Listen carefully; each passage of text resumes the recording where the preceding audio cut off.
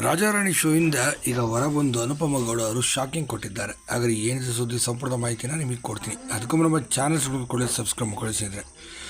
ಇನ್ನೊಂದು ಕಡೆ ರಾಜಾರಾಣಿ ಶೋ ಇತ್ತೀಚೆಗೆ ರಿಲೋಡೆಡ್ ಅಂತ ಒಂದು ಕಾರ್ಯಕ್ರಮ ಪ್ರಾರಂಭ ಆಯಿತು. ಇದು ಸುಜನ್ ಲೋಕೇಶ್, ಅದಿತಿ ಪ್ರಭುದೇವ್, ತಾರಾ ಮತ್ತು ಅನುಪಮ ಗೌಡ ಸೀಸನ್ 3 ಅಂದರೆ ರಿಲೋಡೆಡಲ್ಲಿ ಮತ್ತೆ ವಾಪಸ್ ಬಂದರು ಅಂತ ಕೂಡ ಹೇಳ್ಬೋದು.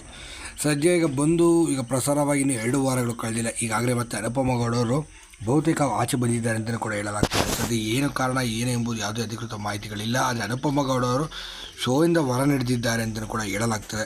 ಅದು ಕೂಡ ಶೋ ನಡೆಯೋ ಟೈಮಲ್ಲೇ ಸೃಜನ್ ಏನೋ ಒಂದು ಮಾತನ್ನು ಅಲ್ಲಿ ಹೇಳ್ತಾರೆ ತಮಾಷೆಗೆ, ಅದನ್ನು ಸ್ವಲ್ಪ ಸೀರಿಯಸ್ ತೆಗೆದುಕೊಂಡಂಥ ಅನುಪಮ ಅವರು ಈ ಥರ ಎಲ್ಲ ಶೋನ ಒಂದು ಸ್ಟೇಜಲ್ಲಿ ಸಾರ್ವಜನಿಕರು ನೋಡಬೇಕಾದ್ರೆ ಹಾಗೆ ಅಭಿಮಾನಿಗಳು ನೋಡೋ ಸಮಯದಲ್ಲಿ ಈ ಥರ ಮಾತುಗಳು ಕೇಳಿಕೊಂಡು ನಮಗೆ ಶೋ ನಡೆಸೋದಕ್ಕೆ ಆ್ಯಂಕರ್ಗಳಿಗೆ ತುಂಬಾ ಕಷ್ಟ ಅನಿಸುತ್ತೆ.